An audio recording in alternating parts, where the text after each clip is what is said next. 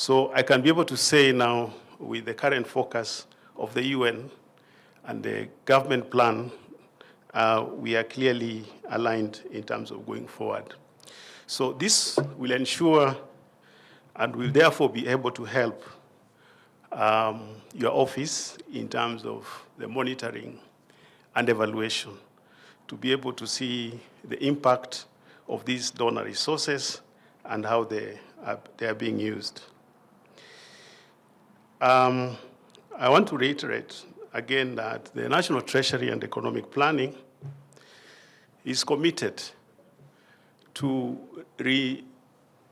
review and re-engineer its processes and procedures and policies to ensure that the national development planning is efficient, effective, and impactful, such that the resources as being directed are able to reach and improve those areas that are intended.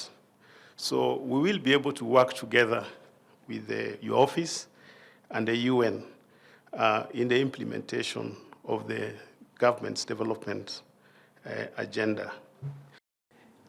Let me say that the President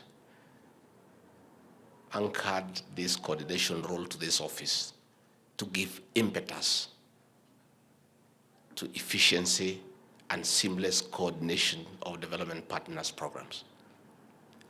At this level, the presidency, we have the right gravitas to make sure that things are moving. It becomes much easier to coordinate government and coordinate government reactions and responses and interventions.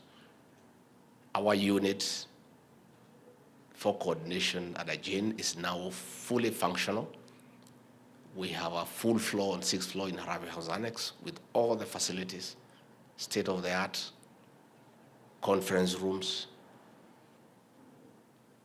all manner of communication facilities. So when you have something that you think you need government intervention to move a little bit faster, call on 6th floor in Harambee House Annex. You'll be well attended. There are people there to listen to you, to make all the necessary calls, to set up quick meetings across government. I want to thank the UN family and our officers in government. Let us continue with this engagement. You can never go wrong by engaging. Let us continue engaging. Let us continue doing an audit on what we are doing and improving every day and getting better every day.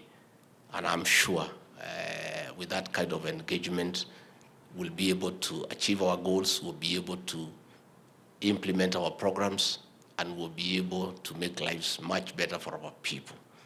So once more, I want to say asanteni sana. Thank you very much. I wish you well.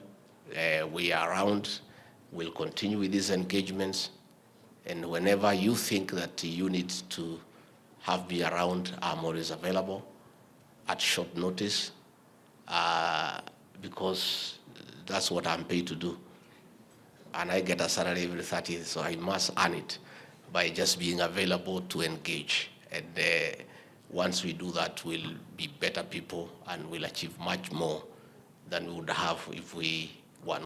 It is true there has been concern that we are having too many meetings. We are talking too much, which is also good to talk. But it's the time now to apply resources to the real interventions out there in the field. So, Excellency, turning straight first of all to this slide, which just gives you a sense of the large number of United Nations agencies, all of them represented in the hall today, working every day for the sustainable development of Kenya and Kenyans. They come together, as you recognized in your remarks, under our Sustainable Development Cooperation Framework, which we strongly believe must be and is aligned with the BETA and the MTP4. So a couple of principles about that alignment. You've emphasized it in your own remarks. Bottom up for us is how you translate leave no one behind into Swahili. It's literally as simple as that. We're both talking about and committed to the same thing.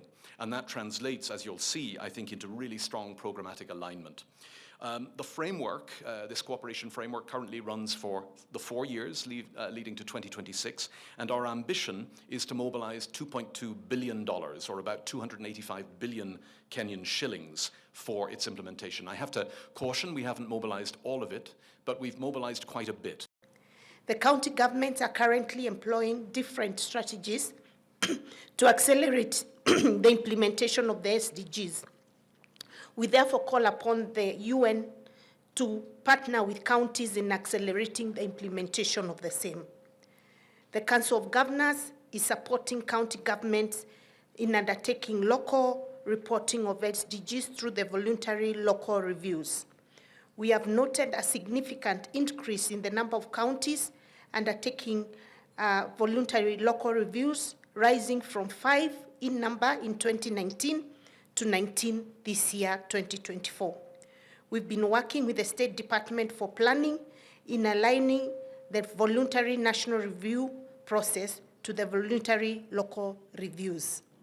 As part of the voluntary national review process, assessing the national progress in SDGs implementation, we are committed to ensuring the local reviews contribute to the bigger picture. Ladies and gentlemen, the United Nations Sustainable Development Cooperation Framework, under the strategic priorities and strategic enabler of people and peace, planet and prosperity, and partnerships, align very well with county needs and priorities. The question we are asking the UN as a whole to reflect on is that of sustainability of programs. We focus on building sustainable systems. We need to focus on building sustainable systems and transformative programs or projects. Design of programs dealing with direct delivery should consider who is closest to this population we are reaching. When all is said and done, we should be able to jointly put in place sustainable measures to enable both levels of government to own and run the programs. Partnerships around strengthening devolution is crucial and aligns to the better agenda. We therefore need to drive the development from the local level. There's need to strengthen intergovernmental relations and coordination for inclusive, equitable, transparent, accountable, and effective service delivery for all citizens to ensure no Kenyan is left behind. Ladies and gentlemen, I'm aware that the UN is working on joint programs to enhance the implementation of the framework. We encourage you to embrace co-creation approach and to ensure that the programs are also aligned to our county integrated development programs and our annual development plans. With this, we'll be able to eliminate duplication and enable governments understand UN contribution to local development.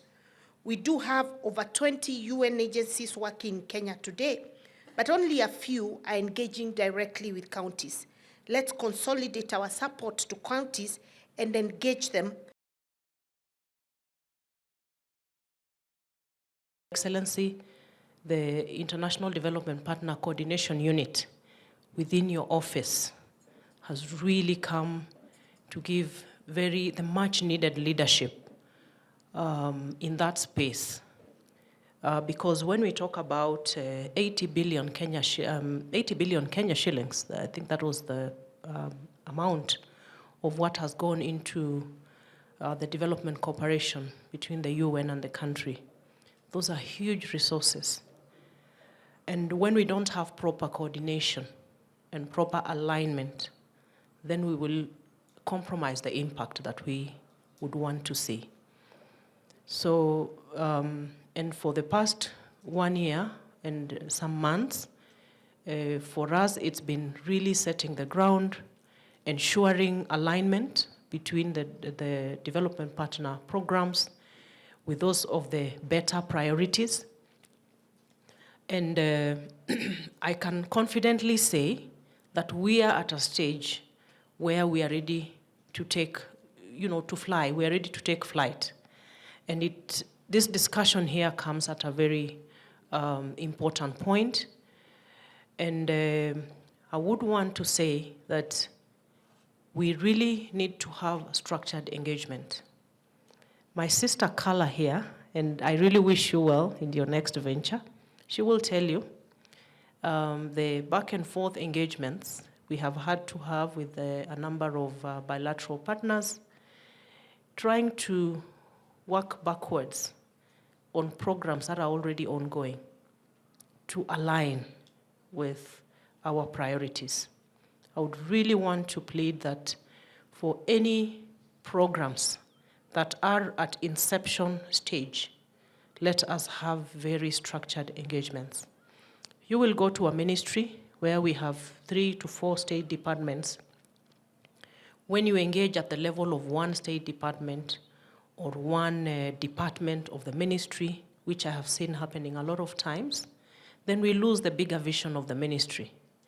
But when we engage at a level, Carla will tell you, we sit with my office, the PSS, and Jane has been to my boardroom several times, just trying to work around that alignment. When we start at the inception stage, and Madam Governor has said, the Council of Governors, working at the inception stage, then we will be able to align our vision, our priorities, and we will save time because we don't have to waste a lot of time trying now to restructure the programs that have already been started.